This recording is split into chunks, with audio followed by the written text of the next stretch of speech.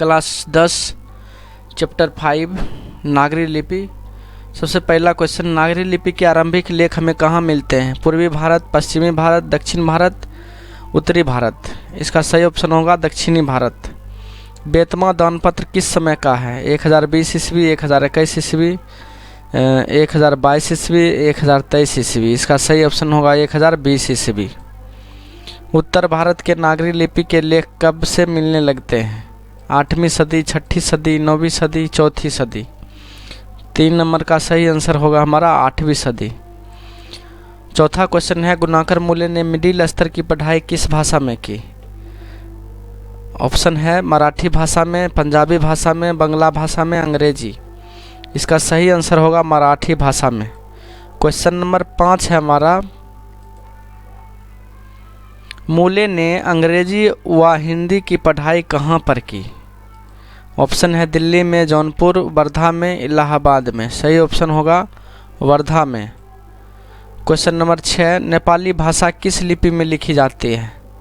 गुरुमुखी लिपि, खरोठ लिपि, ब्राह्मणी लिपि या देवनागरी लिपि? तो नेपाली जो भाषा लिखा जाता है वो देवनागरी लिपि में लिखा जाता है, इसलिए डी आंसर हमारा सही होगा। नंबर 7, गुणाकर मूल्य का जन्म कब हुआ है? 1935 ईस्वी में, 1936 ईस्वी में, 1937 ईस्वी, 1938 ईस्वी। तो इनका जन्म 1935 ईस्वी में हुआ है। गुणाकर मूल्य का जन्म कहाँ हुआ है? केरल, तमिलनाडु, महाराष्ट्र, उत्तर प्रदेश।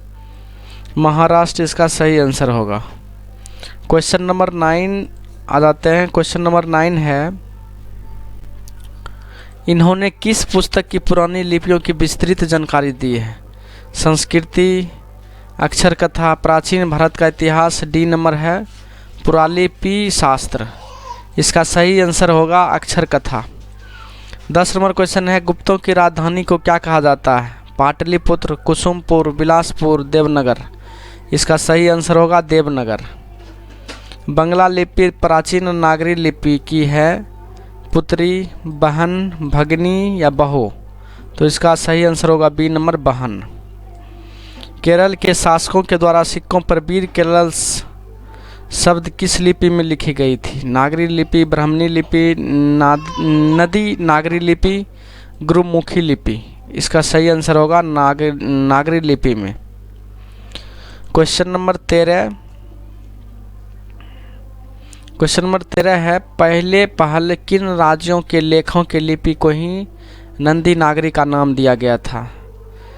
ऑप्शन है देवगिरी के राजाओं का, विजयनगर के राजाओं का या राष्ट्रकूट के राजाओं का, चोल राजाओं का? तो ऑप्शन सही होगा हमारा बी नंबर, विजयनगर के राजाओं का। नंबर 14 नंबर है, उत्तर भारत की विशेष स्थापत्य शैली को क्या कहते हैं? ललित शैली, अभिनागर शैली, विभ्राट शैली, नागर शैली। तो इसका जो है सही आंसर होगा वो होगा नागर शैली। क्वेश्चन नंबर 15 पर आ जाते हैं। क्वेश्चन नंबर 15 है, देवनागरी लिपि में मुद्रण के टाइप कब बने? ऑप्शन है 2 सदी पहले, 2 दशक पहले, 20वीं सदी में, 11वीं सदी में। तो इसका सही आंसर होगा 2 सदी पहले। नंबर 16, नागरी लिपि कब एक सार्वदेशिक लिपि थी? 15वीं शताब्दी में, ईसा पूर्व काल में, 8वीं 11वीं सदी में और कभी नहीं। तो इसका सही आंसर होगा 8वीं 11वीं सदी में। क्वेश्चन नंबर 17, पहले दक्षिण भारत की नागरी लिपि क्या कहलाती थी? नंदी नागरी, कोंकणी, ब्राह्मणी, सिद्धम। इसका सही ऑप्शन होगा सिद्धम। क्वेश्चन नंबर 18, गुणाकर मूल्य ने विभिन्न विषयों पर कितने निबंध लिखे हैं? 1500 से अधिक, 2500 से अधिक, 3500 से अधिक, 4500 से अधिक। सही ऑप्शन होगा 2500 से अधिक। क्वेश्चन नंबर 19, भारतीय लिपियों की कहानी किनकी प्रसिद्ध रचना है? गुणाकर मूल्य, नलिन बिलोचन शर्मा, महादेवी वर्मा, सुमित्रा नंदन पंत। तो ये होगा गुणाकर मूल्य। क्वेश्चन नंबर 20 है, इस्लामी शासक का आरंभ काल है 12वीं सदी से, 13वीं सदी से, 14वीं सदी से, 15वीं सदी से। तो 20 नंबर का सही आंसर होगा हमारा 20वीं सदी से। 21 नंबर है, गुणाकर मूल्य की मृत्यु कब हुई? 1995 ईस्वी, 1999, 2005, 2009। सही ऑप्शन होगा 2009। 22 नंबर, किस शासक ने अपने सिक्कों पर राम सीता की आकृति और नागरी लिपि रामसिया शब्द अंकित करवाए थे? शेरशाह सूरी, हरिहर, अकबर, चंद्रगुप्त द्वितीय।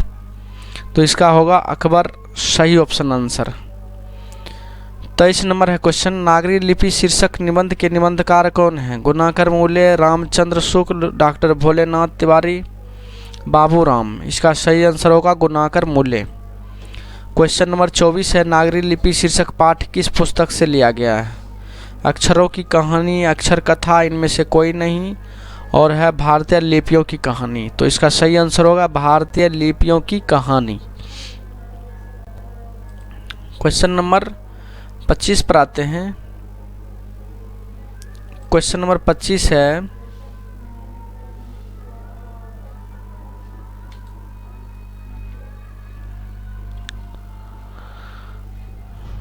मराठी भाषा की लिपि कौन सी है?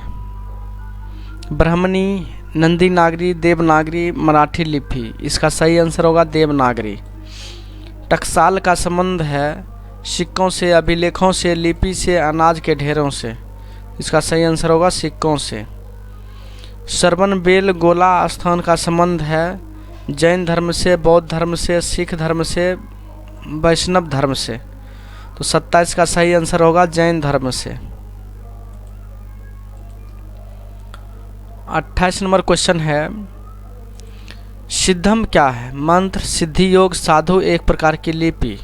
तो सिद्धम एक प्रकार की लिपि होती है, इसलिए ऑप्शन डी सही होगा।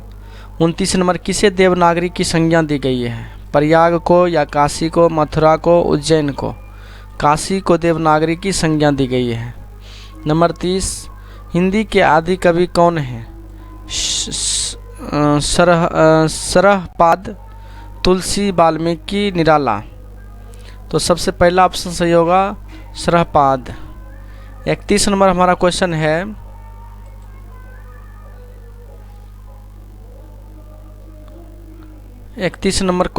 कि अमोघ वर्ष कौन था? एक विद्वान, प्रख्यात राष्ट्रकूट राजा, एक कवि, राजवैद। तो इसका सही आंसर होगा प्रख्यात राष्ट्रकूट राजा। 32 नंबर है क्वेश्चन, मिहिर भोज की ग्वालियर प्रशस्ति किस भाषा में है? प्राकृत, अपभ्रंश, संस्कृत, हिंदी। इसका सही आंसर होगा सी नंबर, संस्कृत। 33 नंबर है, बेतमा कहाँ है? इंदौर के पास, इलाहाबाद के पास, पुणे के पास, पटना के पास। 33 नंबर का सही आंसर होगा इंदौर के पास। 34 नंबर है, दक्षिण भारत के पांड्य प्रदेश के किस राजा को पालियम ताम्रपत्र मिले हैं? महेंद्रपाल, राजा वर्गुण, राजा भोज, श्रीगंग राजा। 34 नंबर का सही आंसर होगा बी नंबर, राजा वर्गुण।